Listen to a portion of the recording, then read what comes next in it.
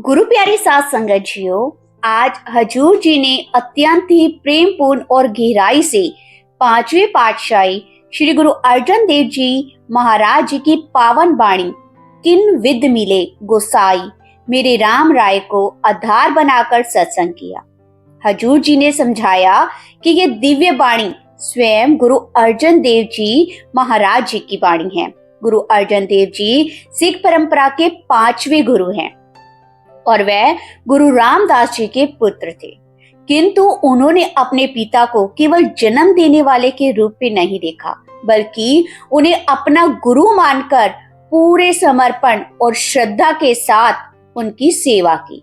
उनके जीवन में गुरु के प्रति समर्पण सर्वोपरि था और पारिवारिक संबंध उसके बाद आते थे। उनके जीवन में पारिवारिक संबंधों से कहीं अधिक महत्व गुरु के साथ जुड़ाव था।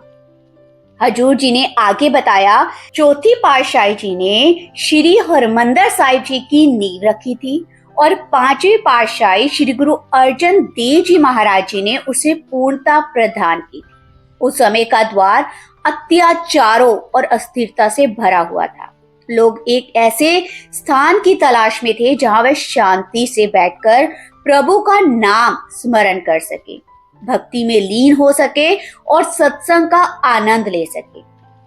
इसी आवश्यकता को समझते हुए श्री गुरु अर्जन देव जी ने हरमंदिर साहिब का निर्माण करवाया, जो आज भी प्रेम, शांति और समानता के प्रतीक बना हुआ है। हजूर जी ने फिर ये प्रश्न उठाया कि हमारे जीवन का असली उद्देश्य क्या होना चाहिए। वही उद्देश्य जिसे गुरु अर्जन देव जी ने अपनी वाणी की शुरुआत में ही स्पष्ट कर दिया है। किन बिद मिले मेरे गोसाई राम राय, अर्थात हे प्रभु, तुझसे मिलने का सच्चा मार्ग क्या है, वे कौन सी विधि है जिसे मालिक को हासिल किया जा सकता है। हजूर जी ने समझाया कि गुरु अर्जन देव जी हमें यह भी सिखाते हैं कि जग जीवन सा एक दाता, यानी ये पूरा संसार नश्वर है, परिवर्तनशील है। इस दुनिया में कुछ भी स्थायी नहीं है, केवल वही एक परम दाता सदा अटल और सत्य है, वही असली मालिक है। इसके बाद हजूर जी ने इस महत्वपूर्ण प्रश्न पर प्रकाश डाला कि आखिर वे कौन सी विधि है जिसके माध्यम से हम उस परमात्मा तक पहुंच सकते हैं। हजूर जी फरमाते हैं कि हमें ऐसे सच्चे संत की तलाश करनी चाहिए जो हमारे जीवन में सहजता और शांति लाए। एक ऐसा संत जो हमें उलझनों और भ्रम में ना डाले, बल्कि हमें सीधे, सरल और सच्चे मार्ग पर चलाकर मालिक तक पहुंचने का रास्ता दिखाए। हजूर जी ने आगे फरमाया कि माया ने पूरे संसार को ऐसी गहरी नींद में डाल दिया है जिसमें हर कोई अचेत सा पड़ा है।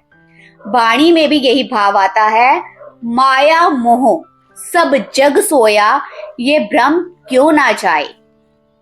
हम माया के मधुर आकर्षण में इतने लिप्त हो चुके हैं कि यही जीवन हमें पूर्ण सत्य प्रतीत होने लगा, जबकि हकीकत इसके बिल्कुल विपरीत है। असल में हम सब एक तरह की आध्यात्मिक नींद में हैं और इस नींद से जागना ही अध्यात्म की पहली और सबसे आवश्यक सीढ़ी है। जागृत ही वास्तविक शुरुआत है। हजूर जी ने समझाया कि सोया हुआ व्यक्ति कौन है। वह जो हर पल सुख और दुख के उतार चढ़ाव में उलझा रहता है, जिसने अपने भीतर विराजमान परमात्मा को भुला दिया है। आज इंसान ऐसी स्थिति में पहुंच चुका है जहां उसे अपनी ही वास्तविक अवस्था का सही आभास नहीं रहा। हम भ्रमों में घिरी हुई जिंदगी जी रहे हैं। यह भ्रम इतना गहरा हो चुका है कि सत्य को पहचानने की हमारी क्षमता कमजोर पड़ गई है। इस बात को स्पष्ट करने के लिए हजूर जी ने एक बहुत ही सुंदर उदाहरण दिया। जैसे कोई व्यक्ति रेगिस्तान में दूर से पानी का तालाब देखता है और उसे वास्तविक समझकर उसकी ओर दौड़ पड़ता है, लेकिन जब वह वहां पहुंचता है तो उसे पता चलता है कि वह तो केवल एक परछाई थी, आंखों का भ्रम था। ठीक उसी प्रकार माया का जाल भी हमें धोखे में रखता है। जो चीजें हमें बहुत ठोस और स्थायी लगती है, वास्तव में वह सब कुछ समय के लिए है। आज है, कल नहीं रहेगी। हजूर जी ने आगे समझाया कि जैसे जैसे हमारी चेतना ऊंची होती है और हम भीतर से इन भारी आकर्षणों से ऊपर उठने लगते हैं, वैसे वैसे ये स्पष्ट होने लगता है कि संसार का हर सुख के लिए हमने अनगिनत युद्ध लड़े हैं, पर अंत में कोई भी अपने साथ कुछ भी लेकर नहीं जा सका। आज के युग में भी यही दृश्य दोहराया जा रहा है। जिन लोगों ने अथाह धन इकट्ठा करने के लिए बड़े बड़े घोटालों का सहारा लिया और फिर देश छोड़कर भाग निकले, उनके भव्य महल और विशाल कारोबार एक दिन नीलामी के हवाले हो जाते हैं। विचार करने की बात यह है कि क्या ऐसे लोगों को कहीं भी सच्ची शांति और संतोष मिल पाया? हजूर जी ने आगे कहा कि हर 10 वर्ष में दुनिया के सबसे धनी व्यक्तियों की नई सूची सामने आती है। जो नाम कभी शीर्ष स्थान पर चमकते थे, क्या वे आज भी वहीं पर है? 20 वर्ष पहले जिन व्यक्तियों के नाम अखबारों की सुर्खियों में छाए रहते थे, आज शायद ही कोई उन्हें पहचानता हो। इससे स्पष्ट हो जाता है कि इस संसार में सब कुछ अस्थायी है। ये माया का खेल है जो आता है और फिर चला जाता है। आई जाए सो माया। इसके पश्चात हजूर जी ने एक और गहरे भ्रम की ओर संकेत किया, रूप प्रसिद्ध और सफलता का अहंकार। उन्होंने कहा कि आज का मनुष्य अपने रूप, अपनी पहचान और अपनी उपलब्धि के नशे में डूबा हुआ है। सोशल मीडिया ने इस अहंकार को और अधिक बढ़ा दिया है। सुबह से लेकर रात तक लोग अपनी जिंदगी के छोटे छोटे पल दुनिया के सामने प्रस्तुत करते रहते हैं। कभी फेसबुक पर, कभी इंस्टाग्राम पर, तो कभी व्हाट्सएप पर तस्वीरें खींची जाती हैं। उन्हें बार बार सजाया जाता है, उन पर तरह तरह के फिल्टर लगाए जाते हैं ताकि दूसरों को दिखाया जा सके, देखो मैं कितना खुश हूँ, कितना सफल हूँ, मेरी जिंदगी कितनी परिपूर्ण है। लेकिन सच्चाई ये है कि ये सब एक माया का ही विस्तार है, जो बाहर से आकर्षक प्रतीक होता है पर भीतर से खोखला और क्षणभंगुर होता है। धीरे धीरे इंसान अपनी ही बनाई हुई छवि में इतना उलझ जाता है कि उसी का बंदी बनकर रह जाता है। वह अपनी शक्ल, अपनी प्रशंसा, अपने लाइक्स और अपने फॉलोअर्स में इतना उलझ जाता है कि भीतर से खाली होता चला जाता है। जब व्यक्ति अपनी पहचान को, अपने रूप को, अपने पद को या अपनी लोकप्रियता से जोड़ लेता है, तो वह अपने वास्तविक स्वरूप परमात्मा से दूर होता चला जाता है। हजूर जी ने गंभीरता से बताया कि चाहे माया का बंधन धन के रूप में हो, सुंदरता और बाहरी आकर्षण के रूप में, दोनों ही आत्मा को जकड़ लेते हैं। जब तक मनुष्य इन बंधनों से मुक्त नहीं होता, तब तक उसे परमात्मा का सच्चा अनुभव नहीं हो सकता। उन्होंने यह भी स्पष्ट किया कि असली सुख और सच्ची शांति बाहरी चमक दमक में नहीं, बल्कि हमारे भीतर बसे नाम में छिपी है। जिस दिन इंसान इस सत्य को समझ लेता है, उसी दिन उसके भ्रम टूटने लगते हैं और उसकी आत्मा जागृत होने लगती है। इसके बाद हजूर जी ने एक और महत्वपूर्ण भ्रम की और संकेत किया, दिखावे का भ्रम। उन्होंने कहा कि आज का समय में दिखावा केवल एक आदत नहीं रहा, बल्कि हमारी पहचान बनता जा रहा है। हम जैसे वास्तव में हैं, उसे अधिक कुछ और दिखने की कोशिश कर रहे हैं।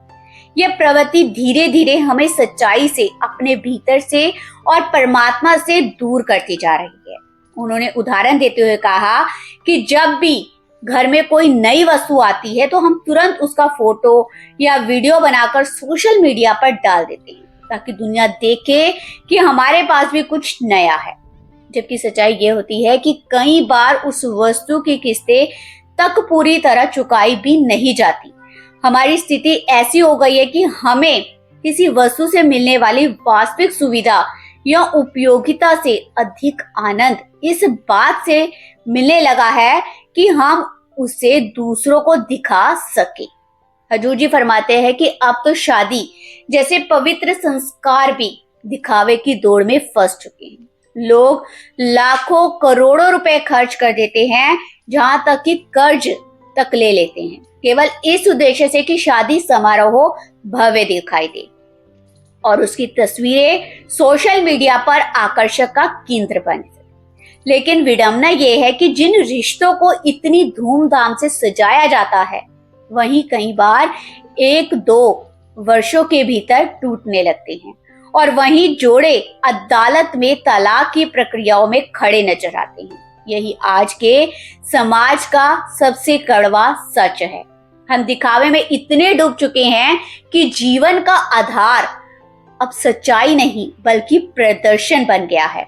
इसके बाद हजूर जी ने एक और बड़े ही गहरे भ्रम की ओर ध्यान आकर्षित किया और वो है अहंकार और पद प्रतिष्ठा का मोह। उन्होंने समझाया कि मनुष्य को ये गलतफहमी हो जाती है कि उसका पद, उसकी कुर्सी और उसका ओहदा हमेशा उसके पास रहेगा, जबकि सच्चाई यह है कि ये सब अस्थायी है। हजूर जी ने कहा कि जो भी अधिकार या सत्ता हमें प्राप्त होती है, ये सेवा के लिए होती है, दूसरों के कल्याण के लिए होती है, ना कि उन्हें दबाने या अपने अहंकार का प्रदर्शन करने के लिए। दुर्भाग्य से हम इस सच्चाई को भूलकर अपने पद पर गर्व करने लगते हैं। जब इंसान अपने ओहदे के बल पर दूसरों को छोटा समझने लगता है या उन्हें दबाने की कोशिश करता है, तो एक समय ऐसा भी आता है जब वही परिस्थितियां उसके सामने खड़ी हो जाती है, क्योंकि ये संसार न्याय का स्थान है। यहाँ हर व्यक्ति को अपने कर्मों का फल अवश्य मिलता है। जैसा हम करते हैं वैसा ही हमें वापस प्राप्त होता है। इसके बाद हजूर जी ने एक और ही गहरे भ्रम की ओर ध्यान दिलाया, शक्ति और साम्राज्य का मोह। इस बात को समझाने के लिए उन्होंने सिकंदर का उदाहरण दिया। हजूर जी फरमाते हैं कि सिकंदर पूरी दुनिया को जीते जीत भारत की सीमाओं तक पहुंच गया था।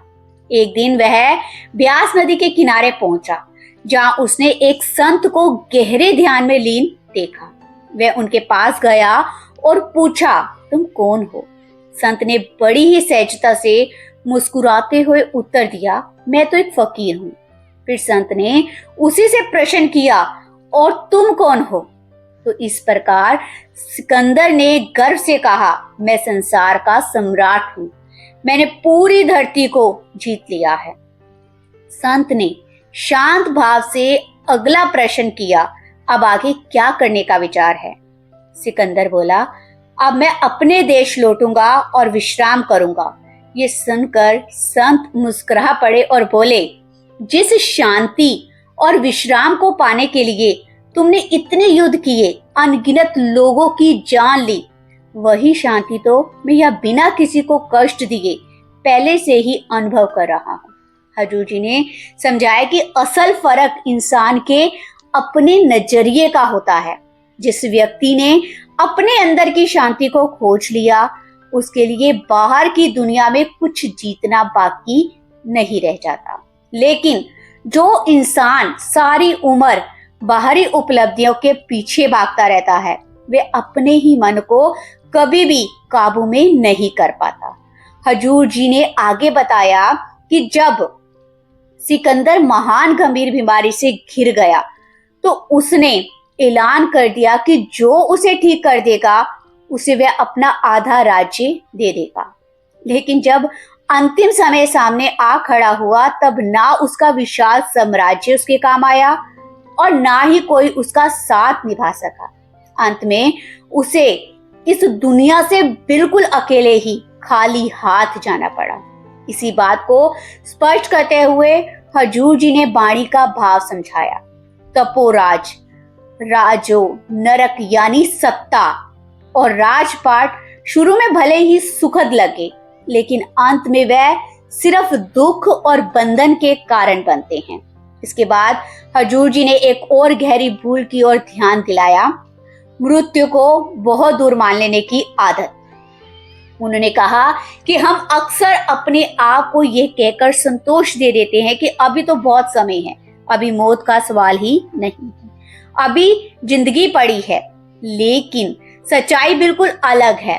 हर दिन हर पल न जाने कितने लोग इस संसार को छोड़कर जा रहे हैं। अगर हम थोड़ा भी ध्यान दें तो यह बात हमें हर तरफ दिखाई देगी। घर से बाहर निकलते ही या अखबार पढ़ते हुए कहीं ना कहीं किसी के गुजर जाने की खबर, शोक सभा की सूचना, अंतिम संस्कार का जिक्र जरूर मिल जाता है। हजूर जी ने आगे फरमाया कि हम लगातार भूलों में जीते जा रहे हैं। हमारी समझ इतनी धुंधली हो चुकी है कि अब प्रकृति स्वयं हमें चेतावनी देने लगी है, कभी बाढ़ के रूप में, कभी भूकंप के रूप में, तो कभी महामारी के रूप में। यह सभी संकेत है कि हम अपने सही मार्ग से भटक गए हैं। उन्होंने बड़े दुखद के साथ कहा कि पहले जब किसी की मृत्यु होती थी तो मन भीतर तक विचलित हो जाता था। अपने आप यह विचार उठता था कि वह भी चला गया, एक दिन हमें भी जाना है। लेकिन आज हमारी सेवधाएं इतनी कठोर हो गई हैं कि किसी की अर्थी देकर भीतर कोई हलचल नहीं होती। हम उस दृश्य को देखते तो हैं पर उसे कोई सीख नहीं लेते। ना कोई आत्म चिंतन होता है, ना अपने जीवन की दिशा पर विचार करने की प्रेरणा मिलती है। किसी की मृत्यु हमारे सामने से गुजर जाती है और हम वैसे ही अपनी दिनचर्या में आगे बढ़ जाते हैं। हजूर जी ने आगे कहा कि अब तो हम अपने प्रियजनों की बरसी भी मनाते हैं, लेकिन वह भी धीरे धीरे दिखावे का रूप ले चुकी है। घरों में इतने भव्य आयोजन होने लगे कि बाहर से देखने वाला समझ ही नहीं पाता कि ये शोक का अवसर है या कोई उत्सव। बड़े बड़े लोगों को बुलाया जाता है, सजावट की जाती है, भोजन की व्यवस्था होती है और कई बार तो ये सब एक पार्टी जैसा प्रतीत होता है, ना कि श्रद्धांजलि का अवसर। हजूर जी ने कहा कि हमने अपने पूर्वजों की स्मृति और परंपराओं को भी प्रदर्शन का माध्यम बना दिया है। हमारे पूर्वज हमें सादगी, विनम्रता और संयम का संदेश देकर गए थे, लेकिन हम उन मूल्यों को छोड़कर बाहरी आडंबर और दिखावे में उलझते जा रहे हैं। यह हमारे आध्यात्मिक पतन का स्पष्ट संकेत है। इसके पश्चात हजूर जी महाराज जी ने एक अत्यंत गहरी और चेतना जगाने वाली शिक्षा को याद कराया। हजूर जी फरमाते हैं कि महाराज जी अक्सर समझाया करते थे कि मनुष्य को यह भी नहीं होता कि कब उसकी कार का दरवाजा खुलने से पहले ही या रोटी का पहला निवाला मुंह में डालने से पहले ही मृत्यु आ जाए।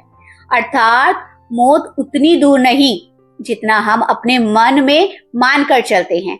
हजूर जी ने आगे कहा कि पहले के समय में लोग सहज रूप से 80 से 90 वर्ष तक जीवन जी लिया करते थे, लेकिन आज के द्वार में 30 से 40 वर्ष की आयु में भी उनके अनेक जिंदगियां समाप्त हो जाती हैं। उन्होंने समझाया कि यह मानव जीवन अत्यंत मूल्यवान है, इसका सदुपयोग करना हमारी जिम्मेदारी है। इसे व्यर्थ की बातों में, दिखावे में, भ्रमों में खो देना एक बहुत बड़ी हानि है। इसके बाद हजूर जी ने एक और महत्वपूर्ण भ्रम की ओर संकेत किया, मैं और मेरा का भ्रम।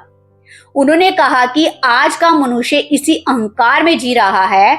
उसे लगता है कि जो कुछ भी हो रहा है वह सब उसी के प्रयासों का परिणाम है और सब कुछ उसके नियंत्रण में है। लेकिन यही विचार सबसे बड़ा भ्रम है जो मनुष्य को सत्य से दूर कर देता है।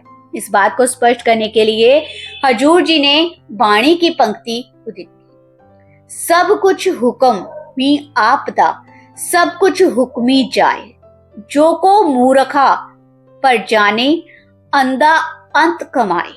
हजूर जी फरमाते हैं कि जो व्यक्ति ये मान लेता है कि सब कुछ उसी के हाथ में है, वे वास्तव में अज्ञान के अंधेरे में जी रहा होता है। उन्होंने संगत को सोचने के लिए प्रेरित करते हुए कहा, क्या हमारा जन्म हमारे अपने नियंत्रण में था? क्या हमने स्वयं ये तय किया था कि हम किस घर में जन्म लेंगे, किस देश में आएंगे या किस परिवार का हिस्सा बनेंगे?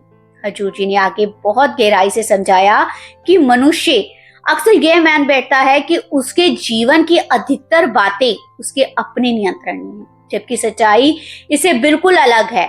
हम यह भी तय नहीं कर सकते कि हमारे जीवन में कौन लोग आएंगे, हमारे मित्र कौन होंगे, हमें किस प्रकार के शिक्षक मिलेंगे, हमारे माता पिता और भाई बहन कौन होंगे और जीवन हमें किन किन परिस्थितियों से होकर गुजारेगा, ये सब कुछ उस परमात्मा की व्यवस्था के अनुसार ही घटित होता है। पूरी सृष्टि उसी की बनाई हुई योजना के अंतर्गत चल रही है। इसके साथ ही हजूर जी ने एक बहुत ही संतुलित और स्पष्ट बात रखी। उन्होंने कहा कि यदि वास्तव में कोई एक चीज हमारे हाथ में है तो वह है हमारा नजरिया, हमारे कर्म और हमारा व्यवहार। परिस्थितियां हो कैसी भी क्यों ना हो, हम उनके प्रति कैसी प्रतिक्रिया देते हैं, कौन सा रास्ता चुनते हैं, सच्चाई का साथ देते हैं या अपने अहंकार का, यही हमारी असली परीक्षा का चुनाव है। इसके अलावा जो कुछ भी घटता है वह सब उसी परम शक्ति की इच्छा के अधीन होता है। हजूर जी ने बताया कि जब मनुष्य इस सत्य को हृदय से स्वीकार कर लेता है तो उसके भीतर स्वाभाविक रूप से निम्रता आने लगती है। वह धीरे धीरे भ्रमों के जाल से बाहर निकलने लगता है। उन्होंने आगे कहा कि जीवन का असली उद्देश्य यही होना चाहिए कि हम, मैं और मेरा की सीमाओं से ऊपर उठकर परमात्मा की रजा में जीना सीखे। जब हम मनुष्य अपने अहंकार को पकड़े रहता है, हर बात में स्वयं को ही सही मानता है और मेरा के भाव को छोड़ नहीं पाता, तब वह एक परम सत्य का अनुभव नहीं कर सकता। अपनी बात को और गहराई देने के लिए हजूर जी ने एक अत्यंत प्रेरणादायक उदाहरण साझा किया। उन्होंने गौतम बुद्ध की कथा सुनाते हुए कहा, बुद्ध का जन्म एक अत्यंत समृद्ध और राजसी परिवार में हुआ। उनके माता पिता चाहते थे कि उनका जीवन हर प्रकार के सुख सुविधा से भरा हो। उसी प्रकार उन्होंने जानबूझकर उन्हें संसार के दुख, कष्ट और अभाव से दूर रखा ताकि वे आगे चलकर राज्य संभाले और वैभवपूर्ण जीवन जिए। लेकिन नियति को कुछ और ही स्वीकार था। जब गौतम बुद्ध पहली बार महल से बाहर निकले तो उन्होंने एक वृद्ध व्यक्ति को देखा। उन्होंने पहली बार अनुभव किया कि शरीर सदा जवान नहीं रहता, समय के साथ वह झुकता है, कमजोर पड़ जाता है। इस दृश्य ने उनके भीतर एक गहरी हलचल उत्पन्न कर दी। दूसरी बार बाहर निकलने पर उन्होंने एक शव यात्रा देखी। तब उन्हें यह गहरा बोध हुआ कि मृत्यु एक अटल सत्य है। जो जन्म लेता है उसे एक दिन इस संसार से जाना ही होता है। तीसरी बार उन्होंने एक रोगी को देखा जो असहनीय पीड़ा में तड़प रहा था। उस क्षण उन्हें जीवन की सच्चाई पूरी तरह से स्पष्ट हो गई कि यह शरीर भी नश्वर है और संसार केवल क्षणिक सुखों और अस्थायी दुखों का संगम है। इन तीनों अनुभवों ने उनके भीतर इतनी तीव्र बेचैनी उत्पन्न कर दी कि महल का वैभव, सुख सुविधाएं और आराम उन्हें बोझ लगने लगा। उन्होंने राशि जीवन का त्याग कर दिया और सत्य की खोज में निकल पड़े। हजूर जी फरमाते हैं कि यही वे झटके थे जिन्होंने उन्हें भीतर से जगा दिया और एक राजकुमार को एक जागृत महापुरुष में परिवर्तित कर दिया। इसी प्रसंग में हजूर जी ने वाणी की एक पंक्ति का उल्लेख किया, अंतर अलख न जाए लखिया, बिछ हो मैं पर्दा पाई। उन्होंने बड़े ही सरल शब्दों में समझाया कि जब तक हमारे भीतर मैं का पर्दा बना रहता है तब तक उस अलख निरंजन परमात्मा का सच्चा अनुभव संभव नहीं हो सकता। इसके लिए हजूर जी ने अत्यंत ही सहज भाव और अपार प्रेम के साथ संगत के सामने एक और महत्वपूर्ण सत्य रखा। उन्होंने कहा कि इस संसार में कोई भी संत महापुरुष किसी का धर्म बदलने के लिए नहीं आते। उनका उद्देश्य ना तो किसी की मान्यताओं को तोड़ना होता है और ना ही किसी की आस्था को डगमगाना। संतों का एकमात्र ध्येय होता है मनुष्य को सच्चा इंसान बनाना। वह हमें केवल ये स्मरण कराने आते हैं कि इस संपूर्ण सृष्टि का स्वामी एक ही है, वही परमात्मा है, वही प्रेम का स्रोत है, वही अंतिम सत्य है। इसलिए जब भी हम अध्यात्म की बात करें तो हमें धर्म, जाति, पंथ और आपसी भेदभाव की सीमाओं से ऊपर उठकर उसे एक परम सत्ता पर ध्यान केंद्रित करना चाहिए। रास्ते भले अलग अलग दिखाई दे, लेकिन जिन मंजिलों तक वह पहुंचाते हैं वह एक ही है, सत्य, प्रेम और उस मालिक की पहचान। अंत में हजूर जी ने संगत को यह भी याद दिलाया कि हमें प्रतिदिन अपने मालिक का धन्यवाद करना चाहिए, लेकिन दुर्भाग्यवश हम इस कर्तव्य को धीरे धीरे भूलते जा रहे हैं। इस संदर्भ में वाणी का एक अत्यंत सुंदर भाव उन्होंने समझाया। 9 दरवाजे धावत रही, 10वां निज कर वासा पाए, ओथे अनहद शब्द बजे दिन रात। गुरमति शब्द सुनाव्या हजूर जी ने स्पष्ट किया कि जब तक हमारी चेतना 9 द्वारों, इंद्रियों और बाहरी आकर्षण में उलझी रहती हैं, तब तक हमें अपनी वास्तविक घर का अनुभव नहीं होता। लेकिन जैसे ही ध्यान भीतर की ओर मुड़ता है, उसी क्षण 10वां द्वार खुलने लगता है। वहीं से अनहद नाद की निरंतर ध्वनि गूंजती है। दिन रात बिना रुके उन्होंने यह भी समझाया कि यह अवस्था स्वतः नहीं मिलती, इसके लिए साधना आवश्यक है। मन को शांत कर बैठकर नाम का अभ्यास करना और क्षमा, विनम्रता की कमाई करना। जब हमारी चेतना भीतर की ओर उठने लगती है, तब आत्मा की ज्योत अपने मूल स्रोत से उस परमात्मा की ज्योत में धीरे धीरे लीन होने लगती है। संगत जी, आज के इस सत्संग के वीडियो को शेयर जरूर कीजिएगा और वीडियो को लाइक करते हुए कमेंट में राधा स्वामी लिखने की कृपा करें। आप हमारे चैनल को सब्सक्राइब जरूर कीजिएगा ताकि आने वाली सभी वीडियो से आपको हजूर जी की जो है कथाएं सुनने को मिले। राधा स्वामी जी।